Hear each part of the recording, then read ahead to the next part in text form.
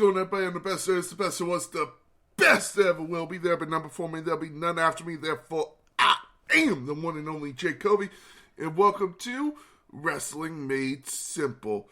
We got a different kind of week this week. We got the news of the week followed by a SmackDown review. There is no Raw review this week as Raw decided just to do a highlights show. I'll get into that a little later on of why they did that. But then we have a review of the Royal Rumble 2005. Very fun Royal Rumble when you look at some great matches, clash of really people who you've completely forgot had great feuds, but still awesome to see. Then we have your drink of the week followed by a reading from the Book of Rules. And then finally we have your Super Battle Droid, which is going to be the Battle Droid of who I thought was the worst part of 2022. But let's get into the news, as WWE is apparently planning to split the WWE and Universal title once again. Apparently the talk is there will be two world titles going into WrestleMania. No word yet on how they plan to split them, but WrestlingNews.co is reporting the following: that the current plan for WrestleMania's Night 1 and 2 main events of WrestleMania are WWE Champion Seth Rollins versus either Cody Rhodes or Drew McIntyre. Now, the reason there is the "or" is because The Rock is not confirmed for WrestleMania yet. I believe he will be, and we will see him at WrestleMania in Night 2, which will be the Universal Championship. Roman Reigns versus The Rock or Cody Rhodes. So they have it just split just in case of The Rock not showing up so Drew McIntyre can challenge Seth Rollins. I hope we get Seth Rollins versus Cody Rhodes for the WWE Championship. This is smart of them to split the titles. In my opinion, I really think that it's one of their better ideas. Let's move on to the next story, as a WWE Future match may have been spoiled by Mountain Dew of all people. Mountain Dew ran an advertisement on their YouTube channel in which they promoted the following pitch black match for the Royal Rumble, which they are sponsoring. Apparently, nothing's been made official. All we know is there will be a men's and a women's Royal Rumble. But there may be a pitch black match, which I guess the lights will be out in the arena. Anything could happen. No disqualifications. I imagine this will be a Bray Wyatt match, especially if you watch the ad for the pitch black match. It's on Wrestling Ops Twitter. I'm sure you can find it if you just Google pitch black match. I'm sure you'll find the Mountain Dew commercial. You'll see that it's Bray Wyatt's lettering for when he had the Fiend of the Let Me In and everything. So yeah, I'm pretty sure this is a Bray Wyatt match. Let's move on to the next story, as Dominic Mysterio has been arrested. I want to point out this is all kayfabe. Dominic Mysterio has not really been arrested. This is not really Dom being arrested. They basically tried to do the same thing they did on Thanksgiving. Dominic shows up with Rey Mysterio. Very funny. He actually pushed Rey. The talk is this will be a match at WrestleMania. And I would love to see Dominic versus Rey at WrestleMania. Maybe in a ladder match for Rey's mask. And whoever wins actually will be the new kind of Rey Mysterio.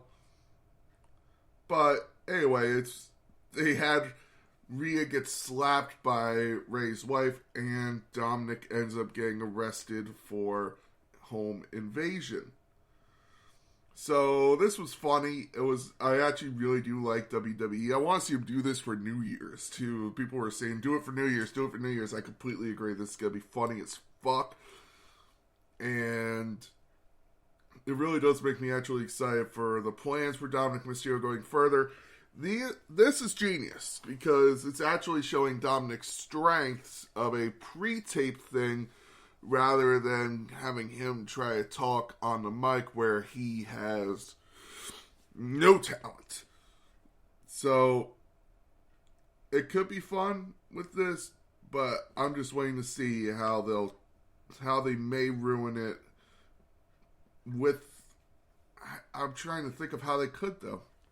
It'd be hard for them to ruin this. Anyway, but it was a pre-tape segment. It was very funny to see.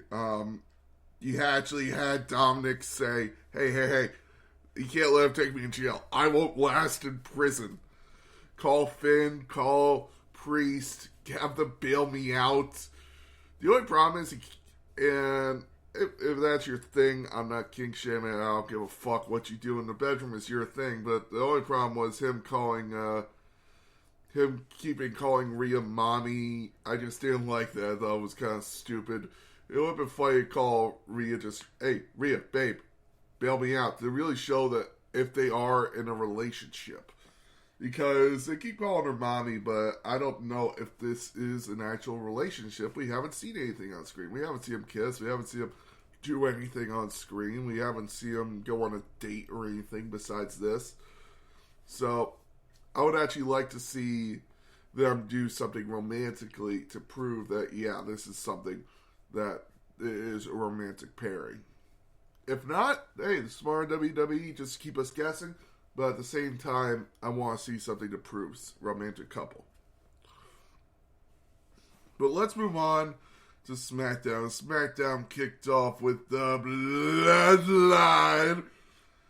Roman Reigns talking about how he will team up with Sami Zayn to face Kevin Owens and John Cena. Reigns said everybody knows what he's going to do next week in Tampa. He's going to show up, smash everybody, and leave because that's what he does. He's the tribal chief. Also known, he has made multiple millions of dollars smashing Cena and Owens. Then you got Sami on the mic. Sami saying that Kevin's existence has ruined his life. He does not like how Kevin's name has been tied to him through his whole career. Sami then said the Bloodline will destroy Cena and KO next week, and both of them will acknowledge the tribal chief. After this, we got the Usos versus Hit Row for the WWE Undisputed WWE Tag Team Championships. Fun, cool match. I really did enjoy this. The Usos are really on par with I'll change that. They really elevate everyone in the tag team division to make them to really bring up everyone in the WWE. So it's really fun to see this. Usos pick up the win with the 1D. Of course they do. They're not dropping those titles till at least WrestleMania. We then get the Gauntlet match during a SmackDown Women's Championship match against Ronda Rousey on next week's show. It started off with Xia Li versus Emma. Xia Li was able to pick off Emma. Xia Li then picked off Tegan Nox. Raquel Rodriguez came in and beat Xia Li. Raquel Rodriguez then beat Liv Morgan. And then we got Raquel Rodriguez versus Sonya Deville. Rodriguez was able to pick up the win there. And then we get Shayna Baszler coming in. So, Raquel Rodriguez picks her off. She's the number one contender. Apparently, Ronda Rousey is not very happy about this. Very fun match. Raquel Rodriguez really looking like a star. And Xia Li looking like a star here. I really thought this was fun for Xia Li. Xia Li really did deserve something like this. Not a push to the Women's Championship, but to look strong in this match.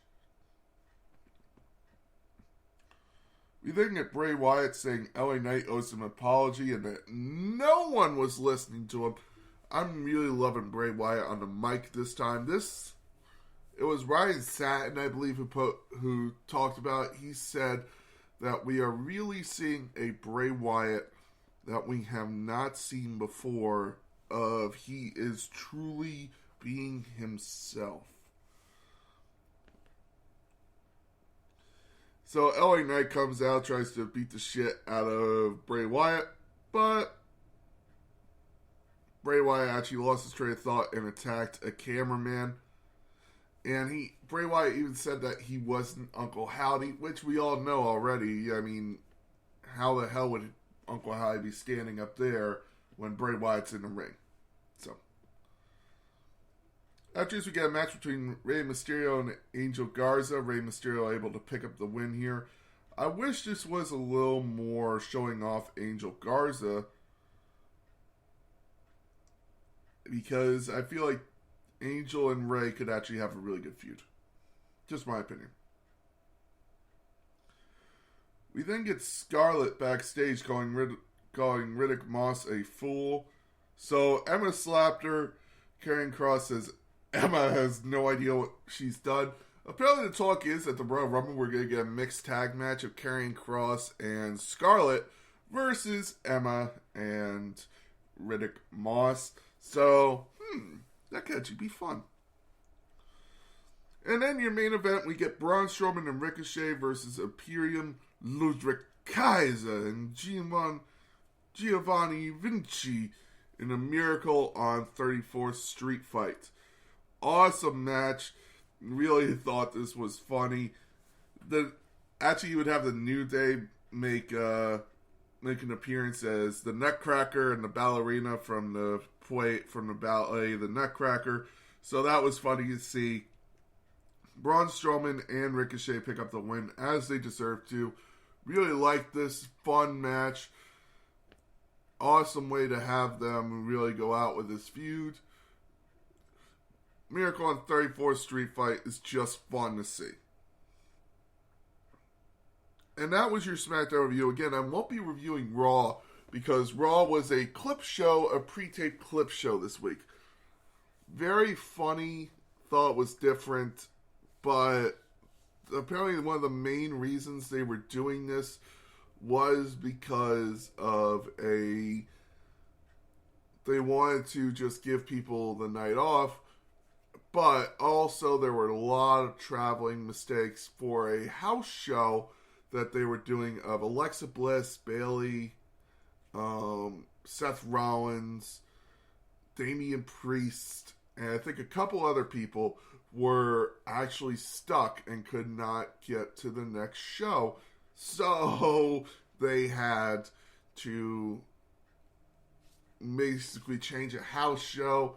Apparently there was supposed to be a lot more involved with this clip show, but they decided to pre-tape it so that way they will not have these travel problems that everybody else had. So that's why there was no live Raw this week, basically. Let's move on to the Royal Rumble. This Royal Rumble was a fun one because it really showed the beginning of a new era for WWE, focusing on newer stars, creating something different rather than focusing on the stars of the past. It kicked off with Edge versus Shawn Michaels, which I actually never knew this match really happened. It was a great match to watch and be like, holy shit, this was an unbelievable match. When you're watching it, you're just thinking, what a clash of styles.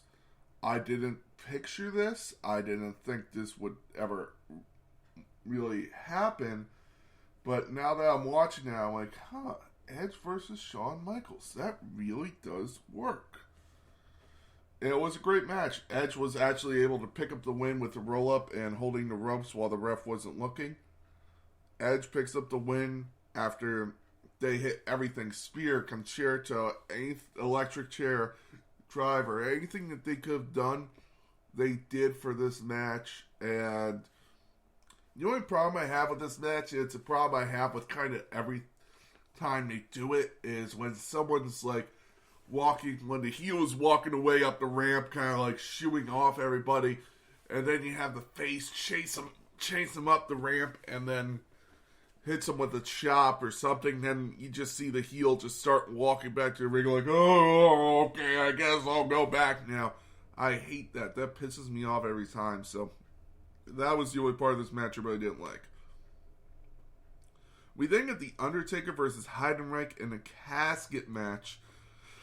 The start to this feud was basically Heidenreich costing The Undertaker the WWE Championship in the last Ride match. fun to watch this match because it really showed off Heidenreich's at one of his best parts of his career before he would join the LOD 2000. And, God, the LOD 2000, what a mess. The Undertaker would hit the tombstone on Heidenreich to roll him into the casket and pick up the win here. We then get John Bradshaw Layfield defending his WWE Championship in a triple threat match against Big Show and Kurt Angle. What a cool match to really show JBL as a cowardly heel, but at the same time as a very competent wrestler. He would hit the clothesline from hell on Kurt Angle to pick up the win. And you would have JBL actually go on to defend his title later on at WrestleMania against John Cena. So we'll get to that later on. After this, we get Triple H versus Randy Orton in a 21-minute classic for the World Heavyweight Championship. Triple H had won it back from had won the World Heavyweight Championship from Randy Orton after he dropped it to Chris Benoit at WrestleMania 20. So you have Triple H getting his title back against his former protege, Randy Orton. Randy Orton is kind of the end of his first face run here. He was not a good face to start off his career because people always said he's a cocky kid. He's just cocky. And people really liked him as a heel. So this was kind of the end of the face run for Randy Orton. They would move on to Batista to go on to be the big face guy, not the biggest star from Evolution, in wrestling at least. Triple H would defeat Randy Orton with a pedigree, a little help from Evolution. But Triple H would pick up the win here, and you would have him retain the World Heavyweight Championship, which would end up costing him later on at the WrestleMania. Onto that with this. The 30-man Royal Rumble.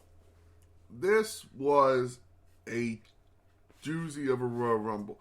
You would have everyone and their mother involved. 30-man Royal Rumble it would start off with Eddie Guerrero and Chris Benoit, the two guys to really be the first. They main evented WrestleMania last year. By the way, I want to point out, I have this on Wikipedia as well. Wikipedia, what the fuck are you doing having the Raw and SmackDown being just so red and blue to the point you cannot read the order? Like, I'm having trouble reading this. You would have Muhammad Hassan. You would have Sky Tuhati, John Cena, Mark Jindrak, Paul London. Paul London would take a clothesline from Kane on this one that really pissed off Vince McMahon for overselling. So that's funny to see. But let's face it, we're all here because of the end of this Royal Rumble. Edge would talk about this Royal Rumble perfectly in an interview with Inside the Ropes, so I'm going to kind of quote this.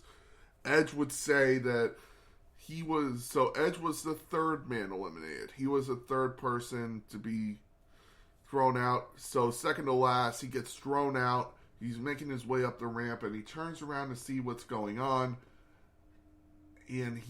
So that also goes to show, by the way, they were really focusing on younger talent here. Edge gets eliminated, and he turns around and sees John and Batista hit. And he said it perfectly. It was simultaneous. There was no question. These guys hit perfectly at the same time. To where he looked and went, oh, fuck. This is going to be bad. And he walks back and he just sees Vince McMahon like doing the Thanos power walk. Pissed off as all hell. Running to the ring.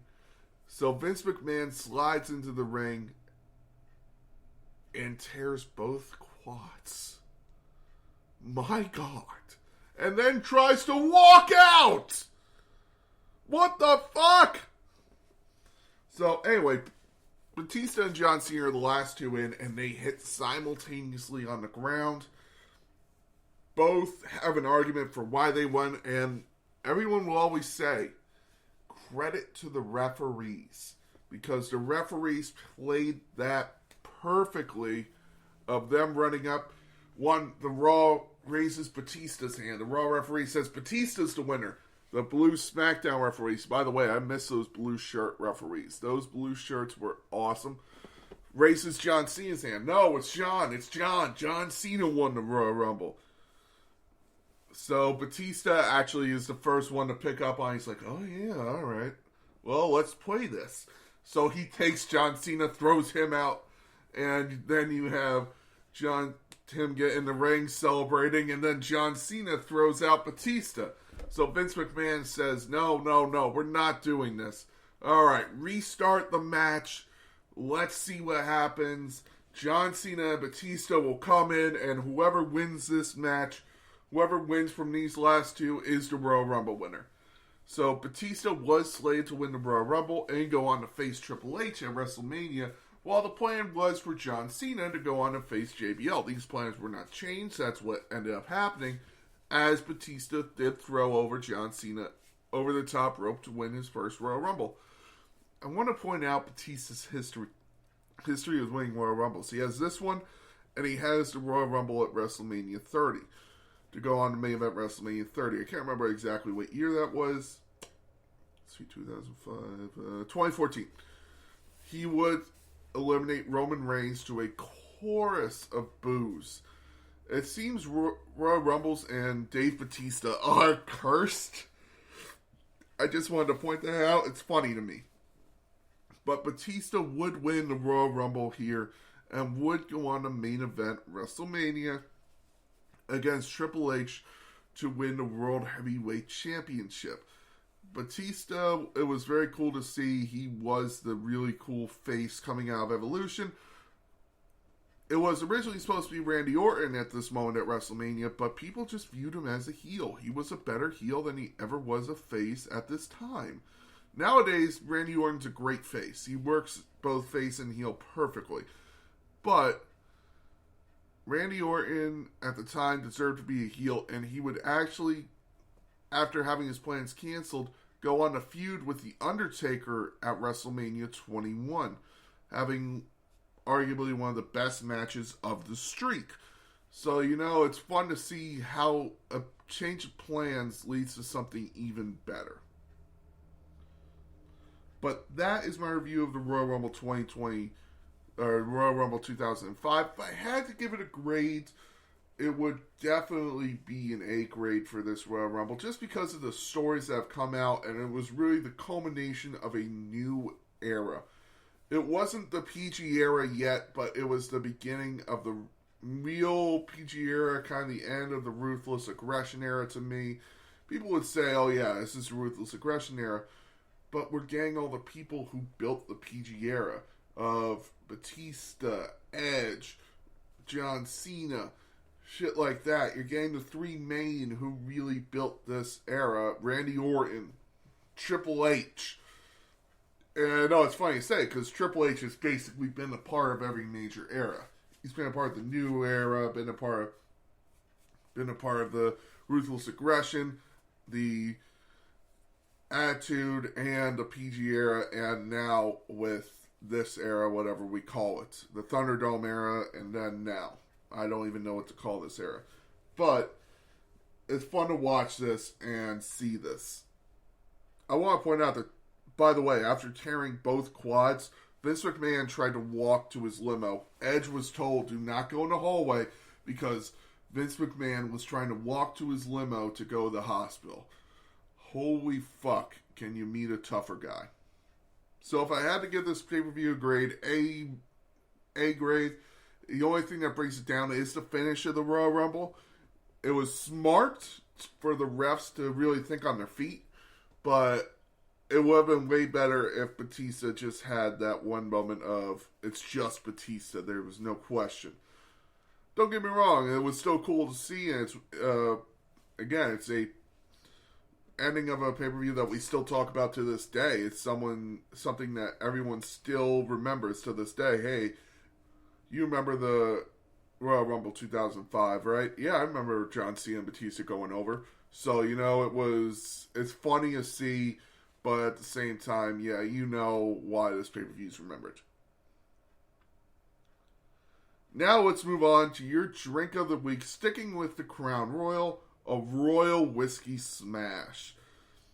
So this is 2 ounces of Crown Royal Whiskey, 1 tablespoon of half-white sugar, half a lemon, 8 mint leaves, and crushed ice. So what you're going to do with this is you're going to add the mint, add the lemon, and add the sugar to the base of the glass. You're going to muddle it. You're going to take a muddler and muddle it well. Make sure it's basically juice at this point. Then you add the ice and the whiskey. You're going to shake that. You're going to remove the ice from the shaker and transfer that into the rocks glass. Transfer everything into the rocks glass. You're going to garnish with ice, basically crushed ice, and a mint leaf. And that is your drink. It is a very strong drink, so please drink responsibly. Do not drink and drive. Do not drink if you are under the age of 21 in the United States, and do not overconsume on alcohol. Oh. And now a reading from the Book of Rules. Luckiest numbers in the Royal Rumble. 27, most wins. Number 1, most likely to last longest. A reading from the Book of Rules. And now, ladies and gentlemen, it is time for the Super Battle Droid of the Year in wrestling. The person who I feel has really brought down wrestling the most in 2022. Now, there's a lot of people who it could be. The internet wrestling community, for one. Lacey Evans, Tony Khan. It could be me, for all we know. But no, who I feel has really brought down wrestling the most is Ronda Rousey. Ever since she had one moment at the Royal Rumble. One time. That was her moment for wrestling in a whole for this year. And her winning the Royal Rumble was okay at best. But if that's supposed to be your big moment, then she goes on to have that terrible, awful feud with Charlotte Flair. One of the worst WrestleMania women's main events I've ever seen. Has that terrible feud, then basically costs Liv Morgan her run as SmackDown Women's Champion. She basically proved that she basically had Liv Morgan fighting for every second of TV because it was more of the Ronda Rousey show. And now, even as a heel, there's good heat, and it's always been said in wrestling, there's good heat and there's go-away heat. Ronda has nothing but go-away heat. She is, every time I see her, I'm just like, please, just stay off of WWE TV. Just lose the title and go away. I cannot wait for her to lose the title at WrestleMania, and apparently there's talk she's going to retire after this. I never thought I would say this because I don't like saying people deserve to be fired. I don't like people losing their job. It's not why I try to advocate. But Ronda Rousey has enough money to where she can just retire and just enjoy life. So you know what, Ronda Rousey, please just leave. The way she treated Shotzi, the way she's treated Raquel Rodriguez, the way they're pushing Shayna Baszler as her cowardly assistant. It's just pissing me off every time I see her on screen. So Ronda Rousey, here's your newest award, the Battle Droid of the Year, the Super Battle Droid. Ladies and gentlemen, thank you very much for listening. I have been the Big Guy. This has been Wrestling Made Simple for the year of 2022. What a year it's been. It's been a fun year for me. And I'm looking even more forward to WrestleMania in LA, where I hope to see a lot of my fans out there. If you guys are friends with me and have my number, please hit me up and let me know if you're going to WrestleMania. Can't wait to see all you guys. Have fun. And I'll talk to you guys next week on Wrestling Made Simple for the first Wrestling Made Simple of 2023. Have a great one.